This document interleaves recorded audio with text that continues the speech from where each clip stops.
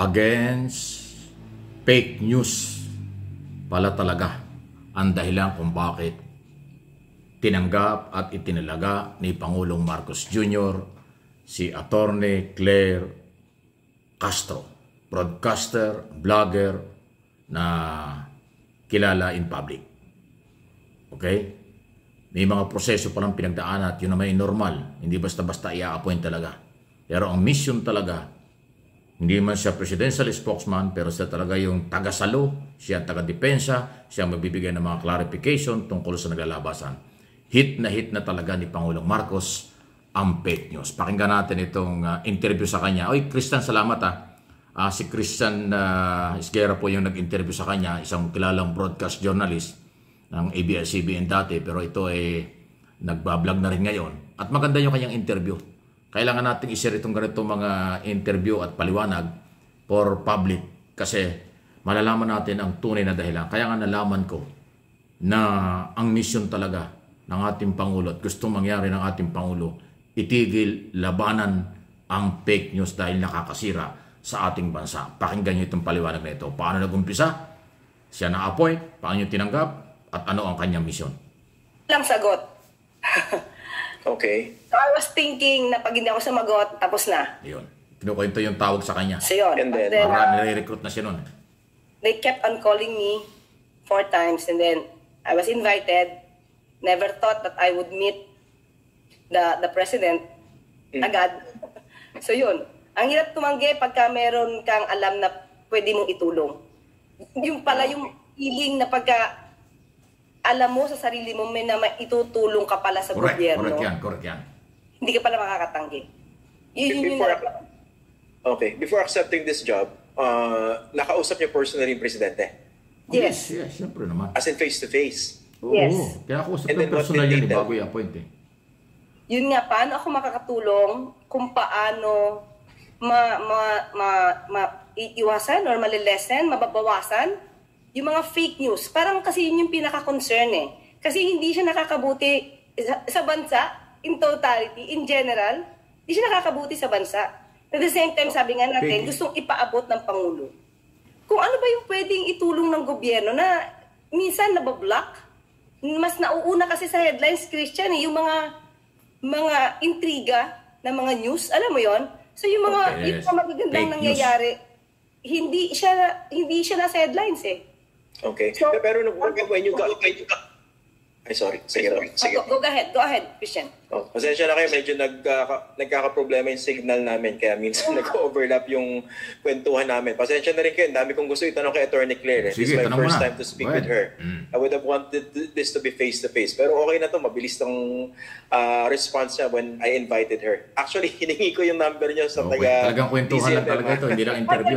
Parang happy-han, kwentuhan lang ito. Ha? Salamat sa pagbibigay ng number. Okay. Kaibigan niya. Opo. Nagkaroon ba kayo ng misgivings when you were invited to join Malacanang sa communications team? Kasi basically, you'll be speaking whether you like it or not for the president. Correct. And this is Bongbong Marcos. Given the history of the family, and of course, matindi rin yung konteksto ng away nila with the Dutertes ngayon. Did you have any misgivings? Wala. Nung nalaman ko, sabi ko, kung ako nga ay makakatulong, Christian, kung makakatulong ako, sa pamamaraang kaya ko, hindi na siguro ako magdadalawang isip ngayon. Hindi lang ito para sa bansa, para na to sa taong bayan, Christian. Ayun. Good. Okay. Galing. Pero, what exactly ba yung trabaho ninyo bilang Malacanang press officer? Ayan na. Parang ang gulo, di ba? Kasi pag sinabing takapagsalita ka, para spokesperson ka. Pero ipinangako kasi ni Pangulo na hindi siya magkakaroon ng spokesperson. And at the same time, Christian, yung Office of the Presidential Spokesperson, na-abolish yun. So, ako ay mag-e-explain lang, mag-e-expound lang siguro ng mga direktiba, pronouncement ng Pangulo. Magkakaroon kasi, Christian, ang Pangulo ng once a month na press con. Siya talaga yung magsasalita. He will be speaking for himself. And siguro kung may nakalimutan lang itanong ang media, kung may ibang concerns, na hindi nila maaabot ang Pangulo, yun lang yung maaari nating i-explain during the press briefing. Okay. Pero for all intents and purposes, and yung nakikita naman ng publiko, since you were designated, since you took your oath, basically you're performing the job of a spokesperson. So bakit hindi pa yun ang designation. Ayaw na nga ng presidente ng spokesperson. Incidental. Wala na kasi talaga yung office of the presidential spokesperson. So I will be under the PCO. Nabolis na nga. Oo nga, pero di ba tama naman? Kayo rin nagsasalita ngayon for Malacanang. Kulitan no? Over the past couple of days. But Di nga, pwede naman undersecretary lang. Or one of the. Siguro ganun yung tingin talaga na iba. But for me, ang mandato ko lang is just to explain. Di ba? Okay. And fill in the gap kung meron sa mga natanong na hindi agad na sagot o may mga issues na kailangan sagutin. Ako yung mag-e-explain. Kung wala ang natanong niyo ba, attorney, kung nung in-invite kayo to join Malacanang or the Marcos administration, why of all people ako? Bakit si Attorney Claire Castro? Alam mo, Christian, pagkausap mo yung Pangulo, parang wala kang matatanong. Sa totoo lang. Bakit? Totoo yan. Ibang piling pag presidente ang kausap. Makikinig ka lang. That's the feeling that I had the first time I met the President. Christian, kasi hindi ko naman in-expect eh. Totoo yan. Never in my life na in-expect ko na mapupunta ako na Malacanang. Kaya alam mo yung feeling na, ba't nandito ako? Minsan ako, tanong ko sa likod, ba't ako? Maski na ako, Christian, nagtatanong ako, bakit ako? Maybe, may nakita sila sa akin. Because of my radio station, my program. Vlogger, my program, the radio station, RMN, DZXL. Or, yung pag-vlog ko. Because makikita mo naman, Christian. Sabi mo nga, parang meron tayong parehong viewers eh, di ba? Yung pag nag-vlog kasi ako hanggat maaari, ay itanatama ko.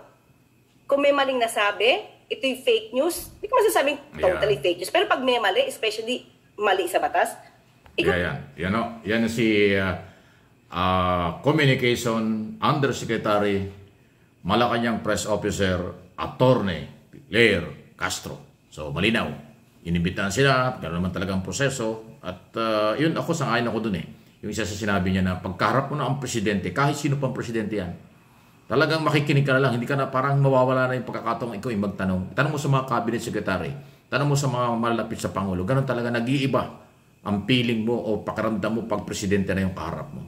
So, pag inimbitahan ka sa kung ano man okasyon, birthday, or anniversary, or trabaho, kung ano man ang dahilan kung bakit ka nagkikita, makikinig ka lang talaga muna eh. Hindi mo pwedeng kontrahin. Yun po yung, hindi ko alam kung anong meron pagkaganon na, pag presidente na ang kaharap mo. Nag-iiba talaga. Ganon pa man, na nga po. Malinaw na ang mission talaga ay labanan ang fake news. Yun daw talaga ang, ayaw na ng Pangulo ng fake news, nakakasira na, naramdaman na yung 2.5 years, enough na yon na fake news ang ginagawa ng iba against administration. At kung saan nanggagaling, alam na natin yan. At yung pagtanggap at paghugot, pagkuha kay Attorney Castro para sa akin dahil isang babaeng may tapang, may talino, ay karapat dapat. Yung daldal pa niya, pasintabi na attorney, madaldal ka dahil broadcaster ka rin, vlogger ka, tama yan, kaya ikaw nakuha ng Pangulo. At yung ginagawa mo sa loob na nakaraang ilang araw, patok eh. Ngayon ang pinag-uusapan, ikaw na at saka yung mga anti-Marcos, hindi na si Pangulong Marcos. Yan naman ang purpose talaga eh. Para maiwas ang Pangulo na siyang binubugbog araw-araw, maglalagay siya ng isang taong pwedeng magdepensa para maging magsalita in behalf of the President, Office of the President, para makapokus ang Pangulo doon sa kanyang trabaho. Ang galing ng hugot, ang galing. Yan po yung aking analysis at opinion dyan. Para hindi na maistorbo ang Pangulo, para hindi na ma-stress ang Pangulo dyan sa mga fake news na paninira sa kanya, naglagay siya ng taong sasagot. Pero willing pa rin ng Pangulong sumagot at alam ng Pangulo kung anong ginagawa ni Undersecretary Claire Castro at magkakaroon daw ho ng every month na press conference. Ang galing ng ugnayan. Attorney, good luck. Bagay ka dyan at tama ang Pangulo, ikaw ang nilagay dyan. Kasi matagal na po, 2 taon kalahati, wala namang ginawa yung PCO. Marami nang naging opisyal dyan, 3 na yung naging cabinet, naging secretary dyan. Pabuntot-buntot lang sa'yo, Mr. President. Wala namang sinasabing pagdidepensa para ipagtanggol ka. Puro, ewan ko kung anong ginagawa nila. Tama lang ang ginawa mo, Mr. President. Ilagay mo ang isang babae, may tapang at kayang sagutin. Kahit Duterte pa yan, kahit sino pa yan. Please like and share ng video ito.